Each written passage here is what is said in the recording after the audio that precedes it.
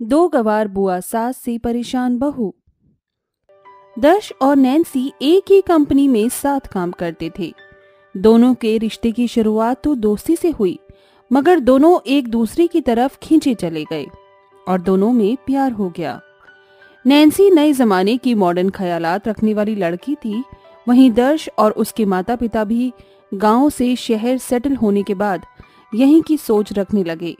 एक सुबह दर्श अपनी माँ शालिनी से कहता है, माँ, मेरे ऑफिस में एक लड़की है, नैन्सी नाम है उसका। मैं उससे बहुत प्यार करता हूँ और शादी करना चाहता हूँ। अरे तो ये बताने में इतना घबराना कैसा, तेरी पसंद हमारी पसंद होगी। उसी शाम दर्श नैन्सी को अपने माता पिता से मिलाने के लिए घर ले आता है, जिसके कुछ ही दिनों बाद दर्श और नैन्सी की शादी हो जाती है। जिसके बाद नैन्सी अपनी ससुराल और ऑफिस की जिम्मेदारियों में खरी उतरती है। गुड मॉर्निंग सासू माँ। गुड मॉर्निंग डैडी जी। मैंने ब्रेकफास्ट बना दिया है। आई एम सॉरी बट मेरे पास ब्रेकफास्ट सर्व करने का टाइम नहीं है। I am getting late. अरे कोई बात नहीं नैन्सी बहू, तू ऑफिस जा, बाकी का काम मैं देख लूंगी। Thank you so much mom. बहू बनने के बाद भी अब तक नैन्सी के लिए कुछ भी नहीं बदला था, मगर क्या आगे भी सब कुछ ऐसे ही चलने वाला था? ऐसे ही कुछ दिन बीत गए, मगर एक शाम नैन्सी जब घर आई तो उसकी सास शालिनी ने कहा, बहू, कल गांव से तेरी दो बुआ सास आ रही हैं। वो शादी में ना आ सकी थी, इसलिए अब तुझसे मिलने आ रही हैं। ठीक है सासू मॉम, मैं थक गई हूँ, अपने कमरे में जा रही हूँ। बहू अपनी बुआ सास के गांव से आने के बात को नजरअंदाज करके कमरे में चली जाती है, मगर बेचारी बहू को कहाँ पता था कि बुआ सास के आते ही उसका चैन सुकून सब छिनने वाला है। अगले दिन सुबह के 5 बजे कोई जोर जोर से उनके घर का दरवाजा पीटता है, जिससे पूरे घर वालों की नींद टूट जाती है और ससुर जल्दी से उठकर दरवाजा खोलता है। इतने में सास बहू भी कमरे से बाहर आ जाती हैं। अरे सत्तू भैया, अरे घर की लुगाइयों ने क्या पैरों में मेहंदी लगा रखी है जो तुमको किवाड़ खोले पड़ गवा। अरे आते आते बीपी न बढ़ाओ, तुम आओ बैठो यहाँ पे। ससुर की बात सुनकर गांव से आई बुआ सास बैजंती और बसंती सोफे पर बैठ जाती हैं, मगर जैसे ही उनकी नजर बहू पर पड़ती है जिसने लोअर टी शर्ट पहना था, बस फिर बुआ सास कहाँ रुकने वाली थी। अरे दादा, शालिनी भाभी, ये बहुरिया ने कैसे मर्दों जैसे कपड़े पहने हैं? ससुर का शर्म लिहाज है कि नहीं? अरे जी, नैन्सी बहू शहर से है और शहर में रहने वाले खुले मिजाज के होते हैं। भाभी, इतना भी खुलना अच्छा नहीं। और तू नास पिटी बहू, जा जाकर हमारे लिए बढ़िया सी चाय बना कर ला। अपनी गवार बुआ सास की फरमाइश सुनकर बहू चिढ़कर किचन में चली जाती है और कहती है, ओह गॉड, ये गांव की औरतें इतनी टिपिकल क्यों होती हैं? अरे ओ नास पिटी बहू, चाय बनी कि नहीं? बहू चाय बनाकर बुआ सास को देती है, घर की साफ सफाई खत्म करती है। तभी अचानक से बहू की नजर घड़ी की तरफ घूम जाती है। 8 बज गए हैं, नाश्ते में जल्दी से कटलेट बना देती हूँ।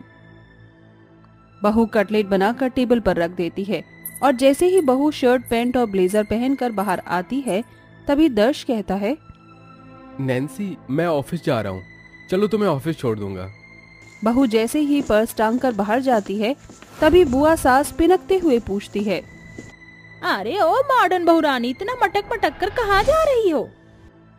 बसंती बुआ जी, मैं ऑफिस जा रही हूँ। क्या तुम मर्दों के बीच कमाने जाएगी? भाभी, अरे ओ सत्तू भैया, जरा यहाँ तो आना। क्या हो गया जिज्जी, बहू से कुछ गलती हुई है क्या? अरे इससे बुरा और क्या होगा कि घर की नई नवेली बहू बाहर जाकर नौकरी करे। उसके साथ साथ आप सभी ने भी शर्म घोल कर पी ली है। अभी भी वक्त है, बहुरानी को घर में रखो, वरना दिन दूर नहीं जब ये मॉडर्न बहुरानी इस खानदान की इज्जत मिट्टी में मिला देगी। अपनी बुआ सास की सोच पर बहू भड़कते हुए बोलती है, बुआ जी, जॉब करना मेरा पैशन है। आप जैसे गवार सोच रखने वाले लोगों के कारण मैं अपनी जॉब, अपना करियर सैक्रिफाइस नहीं करने वाली। लेट्स गो दर्श। यह कहकर मॉडर्न बहू ऑफिस चली जाती है और बुआ सास हाथ मलती रह जाती है, जिसके बाद दोनों बहू पर उठे गुस्से का गुबार सास पर फोड़ती हैं। आर दे दो छूट भाभी। अरे इतनी ढीठ बहू तो हमने रामपुर में आज तक न देखी। कैसे ऐंठ झाड़ कर चली गई। गृहस्थी की गाड़ी कैसे चलती है, अब इसे हम सिखाएंगे। जैसे तैसे दिन बीत जाता है। शाम ढलने पर बहू जब थकी हारी घर आती है, तभी बुआ सास बोली, अरे ओ बहू रानी, सोफा तोड़ लिया हो तो जाओ और रात के खाने की तैयारी करो। हो गॉड बुआ जी, आप दोनों आते ही मेरे सर पर क्यों चढ़ जाती हैं? अभी सिर्फ 7 बजे हैं। अरे बहू रानी जानती है, गांव में शाम के 6 बजे तक हर घर में चूल्हा जल जाता है और लोग खा पका कर 8 बजे तक सो जाते हैं, समझी? मगर तू 10-10 बजे तक डिंग डांग करती है तो जाकर 12 बजे तक जल्दीबाजी के जला भुना खाना बनाती है। मगर अब ये मॉडर्न गिरी नहीं चलेगी, चल उठ और अब खाना बना। अरे बसंती, गांव से जो घी का डब्बा लाए थे वो इसे दे दे, इसी में पराठा बनाना। बहू बुआ सास का दिया घी का डिब्बा लाकर किचन में आकर खाना बनाने लगती है। तभी सास किचन में आती है, जिसे देखकर बहू बोलती है, सासू मॉम, आखिर इन बॉडम बुआ सास को कब तक झेलना पड़ेगा मुझे? ऑलिव ऑयल में बना सब्जी और पराठे खाना पसंद है। अगर रोज रोज ये घी में चुपड़े पराठे खाएंगे तो हम भी बुआ जी की तरह बफेलो के शेप में आ जाएंगे, फिर सोफे पर समाना भी मुश्किल हो जाएगा। बहू, मैं तेरी परेशानी को समझ रही हूँ, क्योंकि जब मैं बहू बनकर आई थी तो ये सब मेरे साथ भी बीत चुका था। वही तेरे साथ हो रहा है, मगर इन्हें कुछ भी बोलने पर ये दाना पानी लेकर हम पर ही चढ़ जाएंगी। कुछ दिनों की बात है, एडजस्ट कर ले। ऐसे ही दिन बीतते गए, मगर न तो गवार बुआ जी की आदत बदली और न बहू की परेशानी टल रही थी। थक हार कर बहू ने बुआ सास के साथ घुलने मिलने की कोशिश शुरू कर दी। सुबह के 5 बजे घर के मंदिर में घंटी बजने की आवाज सुनकर बैजंती और बसंती कमरे से बाहर आई तो मॉडर्न बहू साड़ी पहने हाथों में पूजा की थाली लेकर भजन गुनगुना रही थी। आरती कुंज बिहारी की, श्री गिरधर कृष्ण मुरारी की, गले में बैजंती माला माला, बजावे मुरली मधुर बाला बाला। आरती कुंज बिहारी की, श्री गिरधर कृष्ण मुरारी की। अरे बसंती, क्या तू भी वही देख रही जो मैं देख रही हूँ? हाँ, मगर ये मॉडर्न मेनका मीरा कैसे बन गई? अरे सब नाथ नारायण की माया है। बैजंती बुआ, बसंती बुआ, आप दोनों कब आई? ये लीजिए आरती। नैन्सी बुआ सास को प्रसाद देकर दोनों के पैर छूती है। इतने में बुआ की तो बल्ले बल्ले हो जाती है, जिसके बाद बहू गांव के खाने का पैटर्न फॉलो करके देसी खाने का तड़का लगाती हुई कहती है, बस जैसे ही इस मॉडर्न बहू के हाथों के देसी खाने का स्वाद मेरी गवार बुआ सास के मुंह लगेगा तो बस सारी झीक झीक मिच मिच का दी एंड। इसके बाद बहू मेज पर खाना परोसती है। पूरा मेज दाल चावल चटनी सब्जी सलाद चोखा इत्यादि से भरा हुआ देखकर बुआ जी खाने पर लपक पड़ती हैं और बहू की तारीफों की पुल बांधते हुए कहती हैं, अरे वाह मेरी मॉडर्न बहू, क्या मजेदार खाना बनाया है तूने, तो गांव वालों को भी फेल कर दिया। ये ले तेरा शगुन। शुक्रिया बुआ जी। ऐसे ही 2 दिन बीत जाते हैं। बहू पूरा वक्त इसी खातिरदारी में रहती कि बुआ सास क्या खा पी ले, जिससे वो गांव वापस लौट जाएं। फिर एक दिन बुआ सास अपने गांव जाने लगती हैं और बुआ सास शहर से जाते हुए कहती हैं, अच्छा भाभी भैया बहू हम चलते हैं। बुआ जी, जाने की इतनी भी क्या जल्दी है, थोड़े दिन और ठहर जाती। ज्यादा फोर्स मत कर नैन्सी, वरना कहीं ये इरादा ना बदल दें। अरे नहीं बहू, अब जाना होगा, गांव में खेती बाड़ी देखना है, बहुत दिन हो गया है। आखिरकार दोनों बुआ सास गांव लौट जाती हैं। वहीं बहू भी अपनी जॉब कंटिन्यू कर लेती है, मगर कहीं न कहीं उसे बुआ सास के रोक टोक की आदत पड़ चुकी थी। वहीं गांव जाने के बाद बुआ सास भी मॉडर्न बहू की खिटपिट मिस करती हैं। आखिर ये खट्टे मीठे एहसास ही तो रिश्ते की खासियत है। गौरी बहुत ही गरीब घर से थी। उसके पिता बनवारी के हाथों जो भी काम आता वो उस काम को कम पैसे में ही करता था, तो कहीं जाकर उस गरीब के घर में चूल्हा जल पाता। गौरी की माँ ममता बीमार रहा करती थी। हर रोज की तरह आज भी जब बनवारी थका हारा घर आता है तो वो देखता है कि गौरी चूल्हा फूंक फूंक कर रोटी बना रही होती है। अरे बाबूजी आ गए आप, हाथ मुंह धो लीजिए, मैं खाना लगाती हूँ। अरे ममता, अब हमारी गौरी इस मायके में कुछ दिन की मेहमान रह गई है।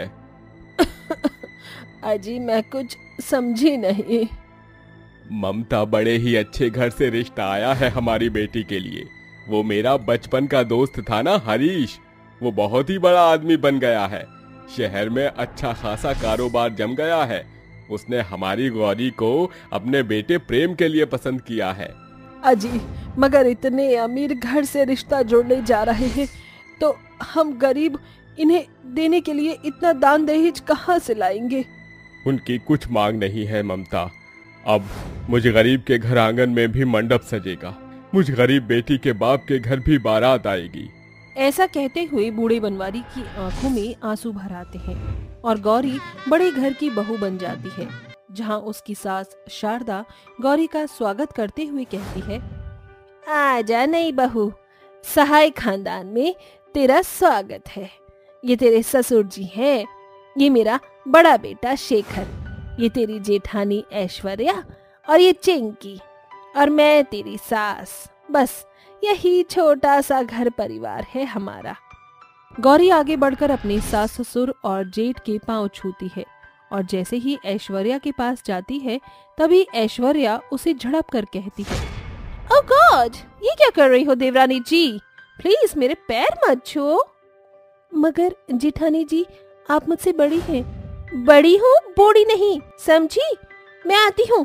चलो चिंकी, तुम्हारे सोने का टाइम हो गया है। नहीं नहीं माँ, मुझे चाची के पास रहना है। नहीं, चलो मेरे साथ। ऐश्वर्या चिंकी को जबरदस्ती खींचकर कमरे में लाकर सुला देती है।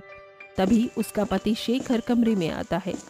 तभी ऐश्वर्या अपने ससुराल वालों को लेकर उसे सुनाना शुरू कर देती है। शेखर, ये है तुम्हारी घर वालों की पसंद। इतने हाई फाई होकर इतनी गरीब घर की लड़की को बहू बनाया है।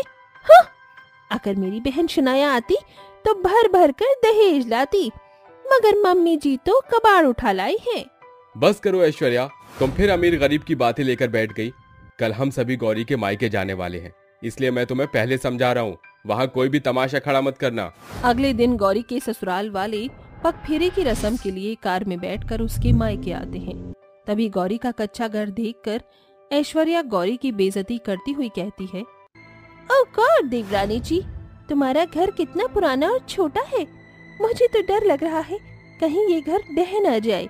ऐसे कच्चे घरों का क्या भरोसा। बड़ी बहू चुप रहो तुम, ये तुम्हारा ससुराल नहीं, नई बहू का मायका है। प्रणाम समधन जी, आइए ना, अंदर आइए। सभी अंदर आ जाते हैं, जहां उनके बैठने के लिए कुछ पुरानी कुर्सियां लगी होती हैं। आओ ऐश्वर्या बेटी, यहाँ बैठो। शुक्रिया। ऐश्वर्या कुर्सी पर बैठ जाती है, मगर पूरा वक्त उसका मुंह बना होता है। तभी गौरी अपनी माँ का हाथ बटाते हुए अपने ससुराल वालों को चाय परोसती है। तभी गौरी को गिलास में चाय देता देखकर ऐश्वर्या उसे और उसके मायके वालों को नीचा दिखाते हुए कहती है, अरे गौरी, ये क्या, गिलास में चाय क्यों दे रही हो? आंटी जी, कम से कम चाय के लिए कप तो मंगवा लेती। मेरे मायके में तो पानी भी इम्पोर्टेड ग्लासेस में पीते हैं, क्योंकि मेरे डैडी बहुत ही रिच बिजनेसमैन हैं। अब आप तो ठहरे गरीब, तो इसी से काम चलाना पड़ेगा। अपने गरीब मायके वालों की इतनी बेइज्जती होता देखकर गौरी को बहुत बुरा लगता है। तभी शारदा ऐश्वर्या को चुप होने के लिए कहती है। देखते ही देखते शाम ढल जाती है। तभी ऐश्वर्या गौरी की माँ को मिट्टी के चूल्हे पर खाना बनाता देखकर मौके का पूरा फायदा उठाते हुए गौरी को अकेला पाकर उसे भला बुरा सुनाती है। गौरी, यही किसी पिटी खातिरदारी करने के लिए तुम अपने ससुराल वालों को अपने मायके लाई थी? तुम्हारे मायके वाले जैसे कंगले लोग मैंने आज तक नहीं देखे। घर में एक भी ढंग का सामान नहीं। अरे आजकल तो झुग्गी झोपड़ी वालों के घर में भी एसी, फ्रिज, कूलर सब होता है, मगर तुम्हारे घर की हालत उनसे भी गई गुजरी है। मिट्टी के चूल्हे पर खाना बनाओ और ग्लास में चाय पिलाओ। जरूर ये कुर्सियां भी किसी से मांग तांग कर लाए होगे। बस कीजिए जेठानी जी, माना कि आप बहुत अमीर घर की बेटी हैं, इसीलिए आप बड़ी आसानी से मेरे मायके का मजाक उड़ा रही हैं, मगर वक्त किसी का भी अच्छा नहीं रहता। कब बदल जाए पता नहीं। अमीरी का इतना घमंड अच्छा नहीं। गौरी और ऐश्वर्या के बीच हो रही बातें शारदा सुन लेती है। कुछ देर बाद सारे घर के लिए निकल जाते हैं। ऐसे ही समय ढलता जाता है, मगर एक सच ये भी है कि बुरा वक्त बताकर नहीं आता। कुछ दिन के बाद हरीश की कंपनी को बड़ा घाटा होता है, जिस कारण उनका घर दांव पर लग जाता है।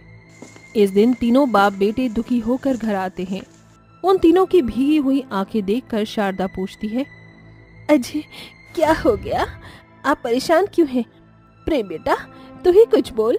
हमारा सारा बिजनेस घाटे में चला गया माँ, और कुछ दिन पहले हमने मार्केट से जो लोन उठाया था उस कारण ये घर भी हमारा न रहा। क्या? तो अब हम जाएंगे कहाँ बेटा?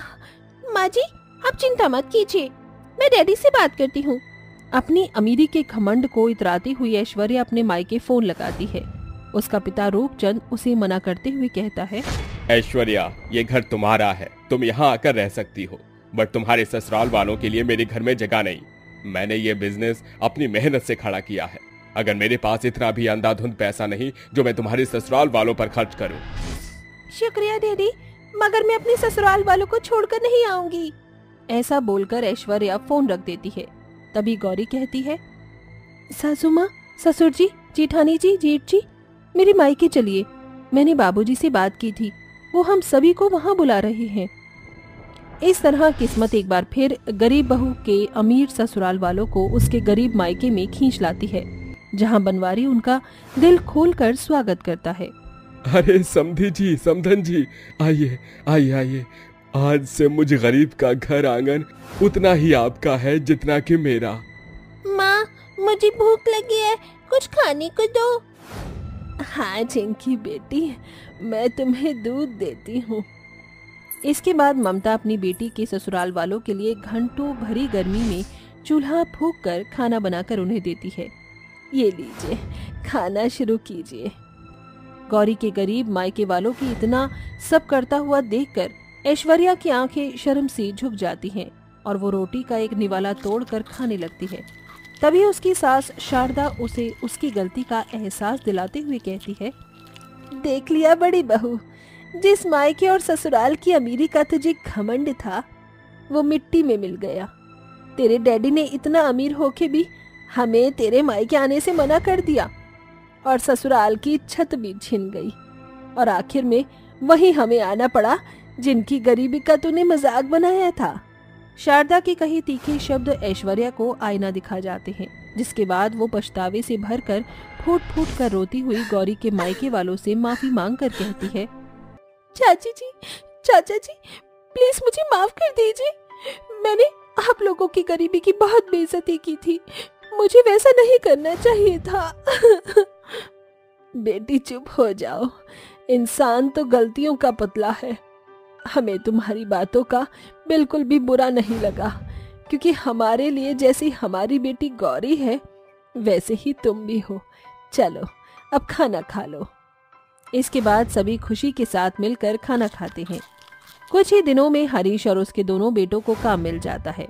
ऐश्वर्या का अमीरी का घमंड भी हमेशा के लिए खत्म हो जाता है और उसे ये समझ आ जाता है कि इंसान पैसे और रुतबे से नहीं बल्कि उन रिश्तों से अमीर होता है जो दुख पड़ने पर आपके साथ खड़े होते हैं, ना कि अपना पल्ला झाड़ लेते हैं।